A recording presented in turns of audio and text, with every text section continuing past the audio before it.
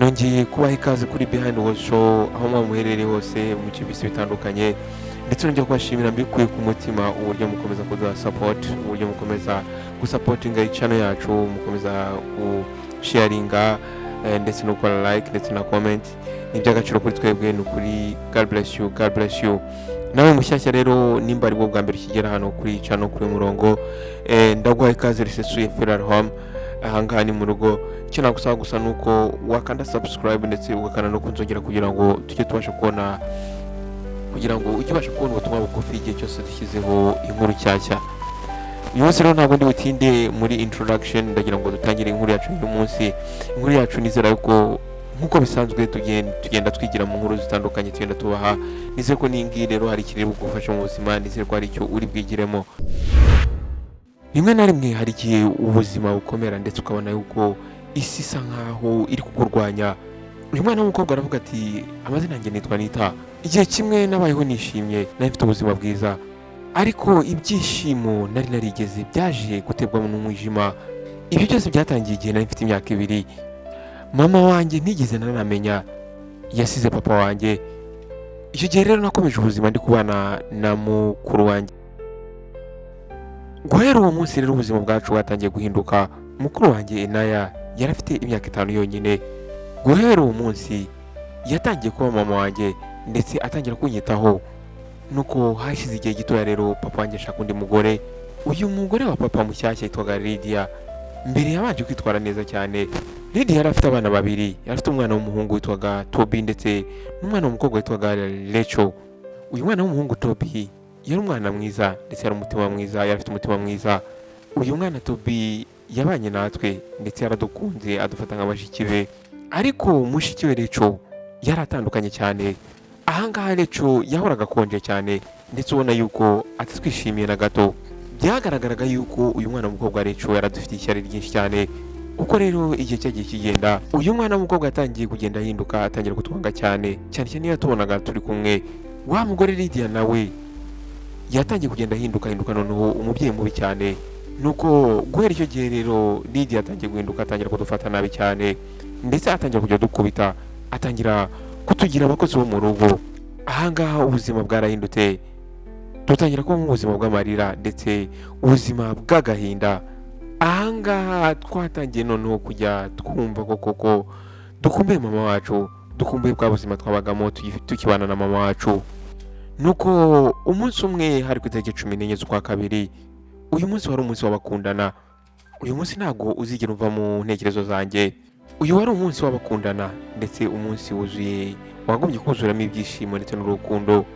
Inayo ndetse nanjye twariteguye ndetse twambara amakanzu meza atukura. Ariko muri iki gitondo ibintu byarahindutse. Nabyutse mu gitondo nzindutse, ariko numva umubiri wanjye unaniwe cyane. Icyumba nari ryamyemo cyari kijimye cyane. Nabyutse numva amaguru yanjye ari kundya cyane. Natangiye gutaka cyane, ntangira guhamagara ntabaza. Inayo wari uryamye hafi yanjye yahise ashidukira hejuru, arabyuka atangira kumbaza ati bigenze bite. Ndangije ndamubwira nti nta kintu ndi kubona na kimwe. Ibyo ngibyo namusubije amarira ari gushoka mu maso yanjye. Ndabwira nti ndi kubona ibintu by'umukara gusa. Inayo yatangiye kunyihanganisha, arambwira ati ryama humura nta kibazo. Arambwira ati ntago ari umukara, itara riracanye. Nagerageje gukanura cyane ngo ndebe hari ikintu nabona, ariko nta kintu nabashaka kubona. Naje ndamubwira nti nayo nukuri ntabwo ndi kubona, ndakora nta kintu na kimwe ndi kubona. Inayo rero yahise abona yuko ari ikibazo gikomeye cyane. Yahise yirukanka, arangije ajya guhamagara papa. Nuko rero papa ndetse na Lydia umugore we baraje ngo mu cyumba. Nuko papa arangije arambwira ati ese Nita uri kumbona? Ndangije nzunguza umutwe ndamubwira nti ntabwo ndi kukubona. Ndamubwira papa ntabwo ngiye ndi kukubona. Ahangaha umwijima wari wanteye, nabashaka kumva amajwi y'umuryango wanjye ariko ntabwo nabashaka kuwubona. Ariko nabashije kubona yuko urumuri rwari rumurikiye umuryango wacu. Iki gihe ntabwo rwari rugihari, ahubwo hari umwijima. Papa wacu yabashije kugirwa impumyi n'urukundo, yibagirwa yuko hari abana yabyaye yagombaga kwitaho ndetse akamenya ubuzima babayemo. Urugo rwahoze rurimo ibyishimo, rurimo urukundo, rurimo abana bakina bishimye. Ubu ngubu noneho rwari rurimo umwijima, rwarimo amarira. Ahangaha rero nubwo ntabonaga, uyu mugore Lydia ntago yahagaritse kunkoresha, yakomeza kujya nkoresha imirimo. itandukanye. Iki gihe byabaye ngombwa kugira ngo nige kubana n'umwijima kugira ngo njye mbasha kubona uko nkora imirimo yabaga yantegetse kugira ngo mbashe kubaho. Tobi ntabwo yigeze ahinduka. Tobi yakomeje kubana natwe ndetse yakomeje kudukunda. Rimwe na rimwe ndetse yatuzaniraga amata ndetse akatuzanira n'ibisuguti byo kurya tukabisangira, twabona yuko ari musaza wacu. Nuko iminsi rero yakomeje iricuma ariko ubuzima bukomera gukomera cyane. Ahangaha rero natangiye kwiga uburyo nshobora kubaho ntabasha kubona, ndetse natangiye kumenya yuko ngomba gukomera nkamenya aho ndahariho ndetse nkamenya n'icyo ndicyo.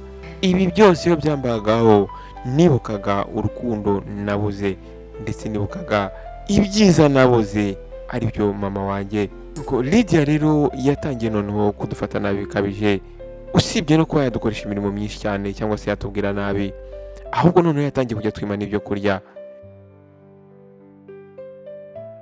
Iyo papa yabaga ahari, Lydia yitwaraga nk'umuntu udukunze cyane. Akantu gato yabashaga gukora mu maso ye karamuhumaga ntabashe kwita ku buzima twabaga tubayemo. Ahangaha rero jyewe na mukuru wanjye twahisemo umwanzuro ukomeye cyane, duhitamo kuva muri uru rugo turagenda. Mu by'ukuri ntababeshye ntabwo twari tuzi ahantu tugiye, nuko ubuzima bwo kuba hano muri uru rugo bwari butunaniye. Nuko rero ubwo twaragiye dufata inzira tuva aho ngaho tujya mu wundi mujyi. Icyo gihe twafashe umwanzuro wo kuva mu uyu mujyi turacika turagenda, ndetse njyewe na mukuru wanjye. Tugeze mu mujyi twari tugiyemo, umunsi wa mbere twaraye mu muhanda, inzara, umunaniro, agahinda. Nuko ubwo bwacyaga mu gitondo, ubwo twari turyamye ahantu ku ibaraza, hatungutse umubyeyi umwe. Ntabwo mu by'ukuri uyu mubyeyi ntabwo twari tumuzi. Umubyeyi yarangije aradufata atujyana iwe. Uyu mubyeyi twageze iwe dusanga nta mwana yari yageze na rimwe. Umubyeyi yaradufashe aduhindura abana be. Uyu mubyeyi rero yaradufashe atujyana mu rugo rwe, aratwakira, turoga, ndetse aduha n'imyenda yo guhindura.